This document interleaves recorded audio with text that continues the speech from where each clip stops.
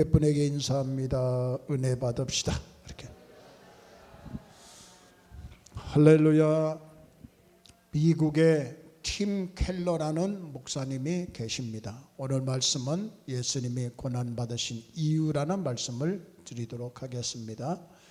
팀 켈러라는 목사님은요, 목회자이시면서도 신학자이시면서도요, 아주 유명한 또 저술가입니다. 그리고 이분은 현대 기독교 지성계에 엄청난 영향을 미친 인물입니다. 이분이 3년 전에 췌장암으로 돌아가셨는데, 이번에 팀 켈러 목사님은 현대 기독교, 특히 설교학에 있어서 그분이 강조하는 것은, 설교는 예수님의 중심, 예수 그리스도 중심의 설교를 가장 많이 강조한 분 중에 한 분이에요. 설교는 예수가 있어야 된다. 일반적인 것 같아도 결론은 예수로 끝나야 된다. 항상 이분은 그걸 말씀하셨어요. 예수 그리스도가 빠진 설교는 결국에 유대인이나 이슬람 사원에서도 할 수 있는 강연에 불과하다고 했어요.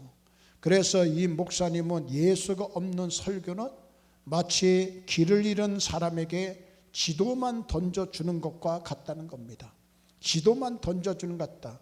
아무리 훌륭해도 좋은 이야기여도 걸을 힘이 없는 사람에게 지도만 주면은 그거는 고문이에요. 걸을 수 없는 사람에게, 움직일 수 없는 사람에게 지도를 준도 무슨 소용이 있겠습니까? 그는 설교가는 예수라는 동력을 제공해야만이 비로소 사람을 살리는 메시지가 된다고 말씀하셨어요. 오늘도 예수가 있는 설교를 전하기를 바랍니다. 또 예수가 있는 설교를 듣기를 바랍니다. 다른 말로 말하면 복음이 있는 설교, 복음이 있는 그런 메시지를 여러분들이 듣는 것이, 우리 성도들은 그런 관심을 가는 것이 매우 중요해요.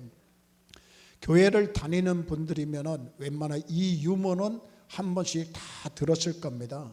어떤 분이 중요한 선택을 놓고 하나님 앞에 가면서 길을 걸으면서 소망스러운 하나님을 말씀을 듣기 위해서 내가 선택을 해야 되는데, 그래도 하나님 말씀에 내가 한번 물어나 보자. 그래서 성경을 착 그냥 폈어요. 성경을 펴고 눈에 들어오는 성경을 딱 보니까 뭐라고 나냐면, 욥기서 7장 5절 말씀에 차라리 숨이 막히는 것과 죽는 것을 택하리이다. 선택을 해야 되는데 차라리 죽음에 대한 선택을 하라는 거예요. 욥기 7장 5절. 죽으라는 말이 말도 안 돼서 다시 기도하고 성경을 착 폈어요. 그랬더니 마태복음 27장 5절 말씀 나와요. 유다가 은을 성소에 던져놓고 물러가서 스스로 목매어 죽은지라. 아침부터 죽으라고 하니까 너무 기가 막혔어. 다시 눈을 감고 기도하고 성경을 착 폈어요. 좋은 말씀이 나오길 기대했어요. 누가복음 10장 37절이 보이는 거예요. 예수께서 이르시되 가서 너도 이와 같이 하라. 이 말씀이 들어왔어요. 죽으라고 하니 이게 말이 되겠습니까? 그래서 또다시 시도를 했어요. 요한복음 13장 27절, 네가 하는 일을 속히 하라. 기대를 가지고 마지막으로 해버리라고 성경을 폈습니다. 열왕기상 18장 21절이 눈에 들어왔어요. 너희가 어느 때까지 둘 사이에서 머뭇머뭇하느냐. 마지막으로 생각하고 더 오래 기도하고 성경을 폈어요. 무슨 말씀이 나왔을까요? 야고보서 2장 26절, 행함이 없는 믿음은 죽은 것이니라. 죽은 것이니라. 누가 웃자고 지어낸 이야기입니다. 여러분, 우리가 하나님의 말씀을 펼치고 발견해야 할 가장 중요한 것이 뭐예요? 성경 어디를 보아도 예수를 만나셔야 됩니다. 구약 성경에 나타난 인물 사건, 구약의 태초 천지 창조부 시작해서 출애굽하는 사건, 양의 사건, 피의 사건, 그리고 광야에서 구름기둥, 불기둥, 성막 사건, 이런 모든 제사의식, 율법, 예표하고 있는 모든 것은 바로 장차 오실 예수님에 대한 모형입니다. 앞으로 예수님은 오신다. 이분이 오셔서 이런 일을 할 것이다. 구약의 역사적 사건 속에서 성막으로 대표되는 종교의식 속에서 제사의 제물 속에서 궁극적으로 우리를 구속하기 위해서 오실 메시아 예수님을 바라보아셔야 됩니다. 여러분, 여기 나오셔서도 예배드릴 때 목사를 보는 것이 아니라 예수를 바라보셔야 돼요. 성가대가 노래를 잘하느냐 그런 거 판단하고 평가로 오는 것이 아니에요. 예수를 보러 오신 겁니다. 예수를 바라봐라. 할렐루야. 그래서 광야에 올려진 구리뱀 있죠. 그걸 쳐다보야 사는 거예요. 구리뱀도 바로 장차 오실 예수님에 대한 모형입니다. 성경은 말씀해 주고 있어요. 요한복음 5장 39절에 너희가 성경에서 영생을 얻는 줄 생각하고 성경을 연구하거니와 이 성경이 누구에 대한 이야기라고요? 내게 대하여 증언하는 것이다. 이 말씀은 누가 하셨어요? 예수님이 하신 말씀입니다. 그러니까 모든 성경은 다 누구에 대한 이야기예요? 예수님에 대한 얘기예요. 구약에는 오실 메시아, 신약은 오신 예수님, 그리고 후반부에 가서 서신서라든가 이런 거는 앞으로 장차 또 다시 오실 예수님, 오실 예수, 오신 예수, 다시 오실 예수. 그래서 성경의 모든 것은 예수님이 주인공입니다. 예수님이 주제예요. 그래서 여러분, 성경을 보든지 말씀을 듣든지 항상 우리는 누구를 봐야 된다고요? 예수를 봐야 될 줄 믿습니다. 요한복음 20장 31절에 오직 이것을 기록하면, 성경을 기록하면, 한번 같이 읽어볼까요? 시작. 오직 이것을 기록하면 너희로 예수께서 하나님의 아들 그리스도이심을 믿게 하려 하며 또 너희로 믿고 그 이름을 힘입어 생명을 얻게 하려 하심이라. 예수 믿는 목적, 교회 다니는 이유를 분명히 아셔야 돼요. 누구를 믿으라고요? 예수 믿고 뭐 하게 하려고요? 생명을 얻게 하시려고, 영생을 얻게 하시려고, 죄로 죽었던 우리를 살리셔서 영원히 사는, 영벌이 아니라 영생, 영원히 살도록 하나님께서 우리를 구원하시려고 누구를 보내셨느냐? 예수님을 이 땅에 보내신 거예요. 구약은 오실 예수, 신약은 오신 예수, 그리고 신약 뒤편에는 다시 오실 예수님에 대해서 말씀하고 있어요. 로마서 1장 2절에서는 이 복음은 하나님이 선지자들로 말미암아 그의 아들에 관하여 성경에 미리 약속하신 것이다. 아주 정확하게 말씀하고 있어요. 누가복음 24장 27절에는 이에 모세와 모든 선지자, 모세는 율법의 대표요, 그리고 모든 선지자들, 이사야, 다니엘, 이런 모든 선지자들은요, 글로 시작해서 모든 성경에 쓴 바 자기에 관한 것을 자세히 설명하시니라. 다 모세나 구약의 예언자들이나 선지자들은 전부 다 예수님에 대한 얘기예요. 누가복음 24장 44절엔 또 이르시되 내가 너희와 함께 있을 때 너희에게 말한 바 곧 모세 율법과 선지자의 글과 시편의 날을 가르쳐 기록된 모든 것이 이루어져야 하리라 한 말이 이것이라. 시가서, 역사서, 예언서, 율법서 모든 것이 다 앞으로 오실 예수님, 장차 오실 예수님에 대한 얘기예요. 그래서 구약 전체에서 우리가 누구를 발견해야 되느냐? 예수를 발견하셔야 돼요. 출애굽의 문설주에다가 피를 바르는 것을 봐도 예수를 봐야 되고, 어린 양을 봐도 예수를 봐야 되고, 할렐루야, 말씀이신 예수를 봐야 되고, 광야의 만나를 내려주신 것도 생명의 떡이 되시는 예수님을 봐야 되는 겁니다. 예수님이 무엇라고 말씀하시는지 직접 얘기하셨어요. 요한복음 5장 46절을 보면 모세를 믿었더라면 또 나를 믿었으리니 이는 그가 내게 대하여 기록하였음이라. 모세는 누구에 대해서?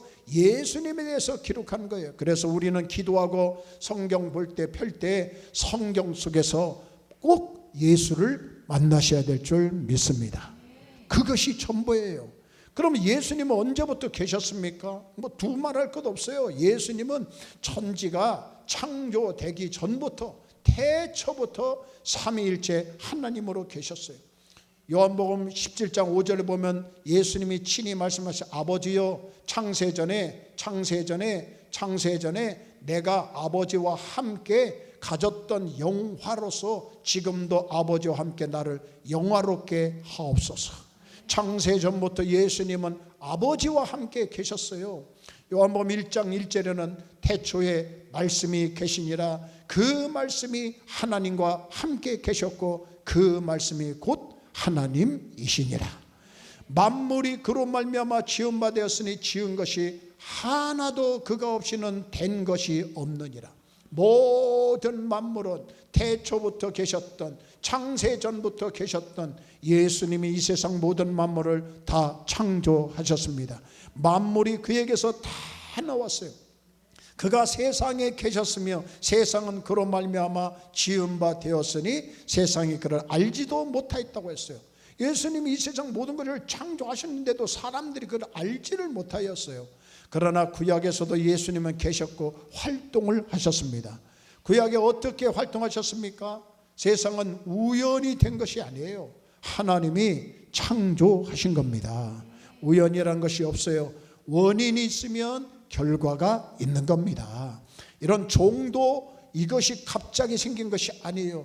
만든 사람이 있기 때문에 이것이 있는 거예요. 원인이 있으면 결과가 있고 결과가 있으면 반드시 원인이 있는 겁니다. 이 세상 모든 것은 하나님께서 예수님과 함께 삼위일체 하나님께서 다 창조하셨어요. 그러니까 예수님은 창세 전부터 계신 분이고 태초부터 계신 분이고 시간과 공간이 시작한 역사적 시작할 때부터 계신 분이 우리 하나님 예수 그리스도인 줄 믿습니다. 창세기 3장 15절에 보면 내가 너를 여자와 원수가 되고 내 후손도 여자의 원수가 되게 하리라. 여자의 후손은 내 머리에 상하게 한다고 했어요. 너는 그의 발꿈치를 상하게 할 것이냐라고 성경은 예언하고 있습니다. 이미 예수님에 대해서 예언하고 있어요.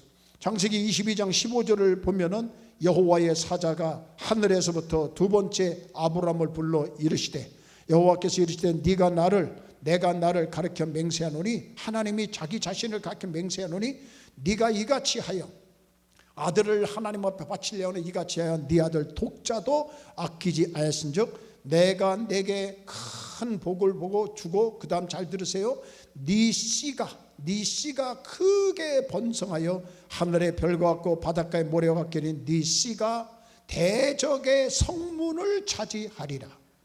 예수님이 오신다는 것을 씨는 예수님을 말하는 거예요. 아브라함의 혈통에서 예수님이 이 땅에 오신다는 것을 이미 말씀하셨어요. 그것을 갈라디아서 3장 16절을 보면 이 약속들은 아브라함과 그 자손들에게 말씀하신 것인데 여럿을 가리켜 그 자손들이라 하지 아니하고 오직 잘 드세요. 오직 한 사람을 가리켜 네 자손이라 하셨으니 곧 그리스도라. 곧 그리스도. 아브라함에게 내 자손이라고 말했어요. 한씨 자손이라고 말한 것은 그것은 여러 사람을 말하는 것이 아니라 한 사람 내 자손이라 하셨으니 곧 예수다. 곧 그리스도다. 예수님이 이 땅에 오신다는 거예요. 다시 이 땅에 오신 예수님에서 말씀하고 있습니다. 야곱이 하나님 앞에 열심히 기도하고 있었어요. 그러니까 하나님께서 야곱에게 하신 말씀이 있어요. 야곱아, 너의 조부, 너의 할아버지죠, 아브라함과 아버지 이삭이 섬기던 하나님, 나의 출생으로부터 지금까지 나를 기르신 하나님, 나를 모든 환난에서 건지신 여호와의 사자께서 이 아이들에게 복을 주시며 라고 기도합니다. 그렇게 선 말씀입니다. 구약에 나타난 여호와의 사자가 누구인지 성경을 찾아보면은 사사기 13장 18절에 여호와의 사자가 그에게 이르되 어찌하여 내 이름을 묻느냐. 그때 여호와의 사자가 뭐라고 말씀하냐면 내 이름은 기묘자다. 기묘자란 말을 잘 안 쓰잖아요, 우리는. 그런데 영어로는 뭐라고 하냐면 원더풀, 놀라운 분이다. 아주 놀라운 분이다. 네가 내 이름을 묻는데 내 이름은 기묘자야. 내 이름은 놀라운 분이야. 인간이 상상할 수 없는 놀라운 분이야. 그 기묘자가 누구입니까? 이사야 9장 6절에 그거를 해결해 주셔요. 이는 한 아기가 우리에게 낳고 한 아들을 우리에게 주신 바 되었으니 그의 어깨에는 정사를 메었고 그의 이름은 기묘자라, 원더풀, 모사라, 카운셀러, 전능하신 하나님, 올마이티 갓, 전능하신 하나님, 영존하시는 이터널 라이프, 영존하시는 아버지, 평강의 왕이라고 할 것이다. 여러분, 야곱에게 나타나서 말씀하신 그분이 기묘자예요. 그런데 그 기묘자가 이 땅에 오셨어요. 이사야가 예언했습니다. 이 땅에 놀라운 분이 오신다. 그 놀라운 분이 바로 예수다. 그래서 12절에 마태복음 이사야 7장 14절을 보고 또 마태복음의 1장에 보면 이런 말이 있어요. 보라, 처녀가 잉태하여 아들을 낳을 것이요 그의 이름을 뭐라고요? 임마누엘이라라. 임마누엘 누구예요? 하나님이 우리와 함께 하셨다. 마태복음 1장 23절에 보라, 처녀가 잉태 아들을 낳을 것이요 그의 이름은 임마누엘, 이를 번역한 즉 하나님이 우리와 함께 계시다 함이니라. 자, 하나님은, 예수님은 창세전부터 계셨어요. 구약에 오실 분으로 다 예언하고 있어요. 그분이 이 땅에 오셨습니다. 임마누엘로 오셨어요. 근데 하나님이신 예수님이 인간으로 구원하기 위해서, 인간들을 구원하기 위해서 인간의 몸을 입고 이 땅에 오신 이 목적이 뭐냐? 오신 것이 바로 뭐 때문에 오셨느냐? 고난 당하시려고 오신 거예요. 고난 당하시려고 오신 거예요. 신학적인 용어로는 예수님의 비하라고 말하고 성육신이라고 말하고 예수님의 수법, 순환, 죽음, 장사, 지냄 등 고난의 과정을 말하고 있어요. 오늘 아까 여러분들 우리가 처음 읽었던 이사야 53장에는 바로 예수님이 오시기 전 700년 전에 예언했던 메시지예요. 그런데 십자가에 어떤 고난을 받을 것인가를 자세하게 예언해 주고 있습니다. 오늘은 예수님께서 예루살렘에 입성하시는 바로 종료 주일입니다. 입성하시는, 그 입성하시는 목적이 뭐냐? 분명히 주님 그랬어요. 내가 온 것은 죽으러 왔다. 죽으러 왔다. 누구를 위해서요? 나를 위해서. 누구를 위해서요? 나를 위해서 예수님이 죽으러 오셨다는 거예요. 그래서 왜 예수님은 33살의 젊은 나이에 십자가형을 당하여 했습니까? 아무런 잘못도 없어요. 그분은 죄가 없는 분이에요. 그분은 완벽하신 하나님이시에요. 무지막한 채찍을 맞아야 됐어요. 맞아야 됩니다. 왜 예수님은 자색으로 입고 가시면류관을 쓰고 유대인의 왕이여 평안할지어다, 갈대로 사람들이 머리를 때리면서 조롱해요. 침을 탁탁 뱉으면서 조롱하는 겁니다. 왜 예수님은 바리새인들과 서긴관들 앞에서 두 강도와 함께 처형을 당하면서 저가 남은 구원하였으되 자기는 구원할 수 없도다. 사람들이 막 조소하는 거예요. 너 자신도 구원하지 못하면서, 그러면서 비아냥을 당하여 했습니까? 왜 극도의 고통과 극도의 치욕에 시달리면서 사람들에게 성전을 헐고 사흘에 짓는 자여, 네가 너를 구원하여 십자가에서 내려와라. 사람들이 얼마나 조롱하고 비난하는지, 사람들이 예수님을 따라다닐 때는 언제이고 사람들이 마음이 변심이 돼가지고 예수님을 조롱하는데 별 조롱을 타는 거예요. 모욕을 다 당해요. 왜 그런 고난을 당하면서 예수님의 십자가를 지셨겠습니까? 사람들은 왜 예수님을 십자가를 지셨다고 생각했습니까? 사람들이 생각할 때 왜 십자가를 졌느냐? 4절에 이렇게 말합니다. 사람들은 자신의 죄 때문에 고통을 당하며 죽는 것으로 생각했어요. 4절에 우리는 생각하기를 그는 징벌을 받아 하나님께 맞으며 고난을 당한다. 무슨 말씀인가 이해하십니까? 사람들이 볼 때는 당신이 십자가를 지은 것은 바로 당신의 죄 때문에 그런 거야. 당신이 잘못했기 때문에 그러는 거야. 종교적인 죄, 정치적인 죄, 이 두 가지에 의해서는 당신은 불행하게, 당신은 이렇게 십자가를 지는 거라고 사람들은 생각하는 거예요. 사람이 고난을 당하는 것은 고난 당할 만한 짓을 했기 때문에 고난을 당한다고 생각하는 겁니다. 예수님의 제목은 무엇일까요? 무슨 죄로, 그들은 무슨 제목으로 예수님을 처형했을까요? 제목은 로마인들에게 있어서는 반란죄이고 유대인들에게 있어서는 참남죄입니다. 자기가 하나님의 아들이라고 하니까 네가 무슨 하나님의 아들이냐, 네가 무슨 메시아냐. 그러니까 이단이 나왔다, 참남하다 하면서 예수님을 종교 재판을 하는 거예요. 로마 사람들한테는 예수님은 반란죄, 사람을 선동했다고 해서 반란죄로 걸고 넘어져요. 그래서 예수님을 마태복음 27장 37절에 그 머리 위에 있는 유대인의 왕 예수라 쓴 제패를 붙이는 겁니다. 유다는 예수님을 탐욕 때문에 제사장에게 돈을 받고 넘겨줘요. 제사장은 시기 때문에 빌라도에게 예수님을 넘겨줍니다. 빌라도는 비겁함 때문에 분병들에게 예수님을 넘겨줘요. 왜 예수님은 십자가를 지시고 고난을 당하셨을까요? 과연 예수님은 로마에 반역하는 반역죄 때문에 돌아가셨을까요? 자신을 하나님이라고 하여서 하나님을 신성모독하는 참남죄 때문에, 다시 말하면 예수님이 모독죄로 돌아가실까요? 예수님의 유다 탐욕에 빌라도의 비겁 때문에, 제사장들의 시기 때문에 돌아가실까요? 아닙니다. 진정 예수님이 십자가에 고난당하는 이유는 무엇일까요? 여러분, 오늘 이걸 깨닫고 이걸 믿고 가시기를 주의 이름으로 축원합니다. 여기에 대해서 이사야 선지자가 700년 전에 예언했어요. 예수님이 이 땅에 오신 목적을 분명하게 말씀하셨어요. 예수님은 찔리셨다. 예수님은 가시면류관과 목과 창동으로 찔려졌다. 두 번째, 예수님은 상했다. 모든 상함이 아니라 뼈가 부스러지는 같은 상함을 겪어요. 징계를 받았다. 채찍에 맞았다. 찔림과 상함과 보통 죽음을 전제한 상해를 의미하면서 보통 경우 성경 속에서도 죽음과 함께 사용되는 단어들이 이런 단어들이, 그러니까 거의 죽을 지경까지 갔다는 얘기예요.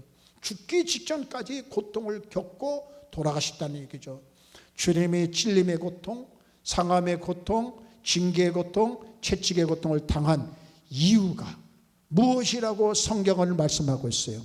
여기엔 대답은 오늘 본문에서 무려 9번이나 나옵니다. 잘 들으세요. 왜 예수님이 이렇게 고통을 당하시고 죽음까지 가셨느냐? 9번 답이 나옵니다. 그것이 한 단어가 나와요. 바로 우리 때문이라는 겁니다. 우리 때문이라는 거예요. 예수님 자신의 죄 때문에 찔리고 상하고 징계당하고 채찍에 맞은 것이 아니에요. 예수님은 우리에게 있는 대제사장은 우리의 연약함을 체휼하지 아니하는 자가 아니요, 모든 일에 우리와 한결같이 시험받은 자로 돼 죄는 없으시느니라. 예수님은 죄가 없는 분이에요. 근데 왜 이렇게 찔리고 상하고 징계를 당하고 채찍에 맞았느냐? 다 우리 때문에 그렇습니다. 이 세상의 모든 사람들의, 그리고 믿는 자들의 모든 죄를 짊어지셨다는 거예요. 그래서 침례 요한이 예수님이 지나가실 때 제자들에게 뭐라고 하냐면, 보라, 세상 죄를 지고 가는 하나님의 어린 양이로다. 이런 것이 한 사람이 썼을까요? 구약의 말씀이 신약하고 연관되어 한 사람이 썼을까요? 아니에요. 1400년이라는 세월에 성경에는 역사가 이렇게 있는데 그 많은 세월을 어떻게 한 사람 다 씁니까? 하나님이 쓰신 거예요. 성경은 하나님의 말씀입니다. 여기서 실로라고 하는 것은 악행이라고 하는데, 그러나 틀림없이라는 뜻이에요. 틀림없이. 그리고 지다와 당하다 같은 의미의 단어로 레이기 제사 규례의 표현에 자주 등장하는 표현들로서 재물이 지은 자의 죄를 대신한다는 거예요. 지다, 실로 지었다. 그거는 재물이 대신 그 사람의 죄를 대신 짊어지셨다는 겁니다. 예수님의 고난은 대리적 고난이에요. 무슨 고난이다? 대리적 고난. 누구의 고난? 나의 고난을 누가 대신 져주셨다? 우리 예수님이 짊어주신 거예요. 5절은 이렇게 말해요. 그의 찔림은 우리의 허물을 인함이라고 말씀하고, 그의 상함은 우리의 죄악을 인함이라고 말씀했어요. 여러분, 6절에 예수님이 고난당한 이유가 분명하게 적혀져 있어요. 우리가 바로 나라는 겁니다. 우리가 바로 나다. 시작. 우리가 바로 나다. 나를 위해서 예수님이 고난을 당하신 것을 믿으시기를 주의 이름으로 축원합니다. 6절에 우리 무리의 죄악을 그에게 담당시키셨다. 담당시켰다. 자, 이것이 죄라고 합시다. 여러분들 우리의 모든 죄라고 합시다. 이거를 예수님께서, 하나님께서 예수님에게 다 넘기셨어. 담당시키셨어. 십자가에서 다 지게 하셨어. 그걸 믿으면 우리가 지은 모든 죄는 다 용서받고, 우리는 하나님께서 의롭다고 칭해 주시고, 우리를 하나님과 우리의 죄를 씻어 주실 뿐만 아니라 우리와 하나님과 화목하게 되게 해주시고, 의롭다고 해주시고, 그리고 하나님의 자녀로서 살아갈 수 있는 길을 열어주신 분이 예수님인 줄 믿습니다. 다시 묻습니다. 누가 인간의 질고의 문제를 해결할 수 있을까요? 예수. 누가 인간을 죽음으로부터 해방시킬 수 있을까요? 예수. 누가 인간을 죄로부터 자유함을 줄 수 있을까요? 예수. 누가 인류에게 진정한 평화를 줄 수 있을까요? 예수. 할렐루야. 이럴 때는 따라서 해줘야 돼. 예수라는 답이 저절로 나와야 돼. 다시 선포합니다. 입으로 시인하고 마음으로 믿으면 의에 이르고 구원에 이른다고 했어요. 누가 인간의 질고의 문제를 해결해 주실 수 있습니까? 예수. 누가 인간을 죽음으로부터 해방시킬 수 있겠습니까? 예수. 누가 인간을 죄로부터 자유함을 줄 수 있겠습니까? 예수. 누가 하나님의 심판으로부터 면할 수 있게 하실 수 있습니까? 예수. 누가 지옥 가지 않고 천국 가게 하실 수 있습니까? 예수. 예수. 누가 영벌을 당하지 않고 영생을 줄 수 있는 분이 누구십니까? 예수. 예수. 그분이 예루살렘에 들어오신 것은 바로 그거 하시려고 오신 거예요. 십자가를 지신 것은 그거 하러 오신 거예요. 그러니까 예수님이 당당하게 말씀하십니다. 마태복음 11장 17절에 수고하고 무거운 짐진 자들아 다 내게로 오라. 내가 너희를 쉬게 하리라. 쉬게 하리라. 죄로, 질고로, 고통으로, 죽음으로, 두려움으로, 고통, 또 정신적인 고통이든 육체적 질병이든 모든 것을 가진 자들아 다 내게로 오라. 내가 너희를 쉬게 하리라. 아멘. 거절하지 마세요. 그거를 거부하지 마세요. 예수님에게 나가는 길이 사는 길이에요.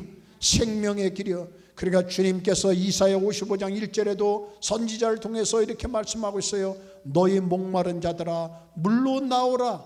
돈 없는 자도 나와라. 너희는 와서 사먹되 돈 없이 값없이 와서 포도주와 젖을 사라. 목마른 자들아 다 내게로 와라.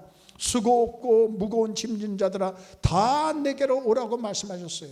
그러니까 예수님께서는 다니시면서 제일 먼저 하신 일은요, 많은 병자들을 고칩니다. 38년 된 혈류증을 앓는 자, 안진뱅이, 소경, 기머거리, 그리고 오늘 병명을 말하면 열병, 말라리아, 문둥병, 선천성 소경, 그리고 파킨슨씨, 신장염, 관절염, 간질병, 기머거리, 신체장애, 정신병, 각종 질병을 우리 주님이 다 치료하시는 것을 보여주는 이유가 뭐냐면 내가 바로 구세주이고 내가 하나님이고 내가 구원자라는 것을 보여주신 거예요. 우리가 하는 일은 다른 것 없어요. 그분을 믿으면 되는 거예요. 예수를 믿으면 되는 겁니다. 베드로는 이렇게 말해서 친히 나무에 달려 그 몸으로 우리 죄를 담당하셨으니 이는 우리의 죄에 대하여 죽고 의에 대하여 살게 하려 하심이라. 그가 채찍에 맞음으로 너희는 나음을 얻었나니. 할렐루야. 지금까지는 너희는 내 이름으로 아무것도 구하지 않았으나 구하라. 그러면 받으리니 너의 기쁨이 충만하리라. 오늘 말씀을 마칩니다. 여러분들, 우리 예수님은 우리를 위해서 죽으러 오셨어요. 예수님은 우리에게 영생을 주시려고 부활하려고 오신 줄 믿습니다. 창세전부터 계셨던 분, 구약에도 존재했던 분, 오실 예수, 신약에 오신 예수, 다시 오실 예수. 지금은 우리 예수님은 다시 오실 계시고 구약에는 예수님이 함께 계시죠. 구약에는 하나님이 위에 계셨어. 목적이 계시면은 내려오셨어요. 영어 전치사로 open이라고 합니다. 그러나 신약에서는 예수님이 이 땅에 오셨어요. 우리 인간들의 옆에 계셨어요. 33년 동안 함께 하셨어요. 그러나 지금은 예수님은 우리 안에 계십니다. 내 안에 계십니다. 예수님이 내 안에 계시는데 두려워하지 마시고 절망하지 마시고 할렐루야 답답해하지 마시고 그럴 때 찾으세요. 예수님 도와주세요. 예수님 고쳐주세요. 예수님 치료해 주세요. 예수님 앞길을 열어주세요. 예수님 내 앞길을 열어주세요. 비전을 주시옵소서. 예수님 나를 도와주옵소서. 예수님 돈이 필요합니다. 좀 채워주세요. 그런 사소한 것도 다 예수님을 찾고 나간다면 죽기까지 우리를 사랑하시고 죽음을 주시면서까지 우리를 구원하셨는데 안 해주시겠습니까? 여러분 이번 고난주간에 예수를 깊이 묵상하여서 놀라운 은혜가 임하는 날이 되기를 주님의 이름으로 축원합니다. 축원합니다. 우리 같이 성찬식 준비가 있겠습니다. 반주해 주시면서 성찬위원들 내려오시기를 바라고요. 성찬위원 앞으로 나오세요.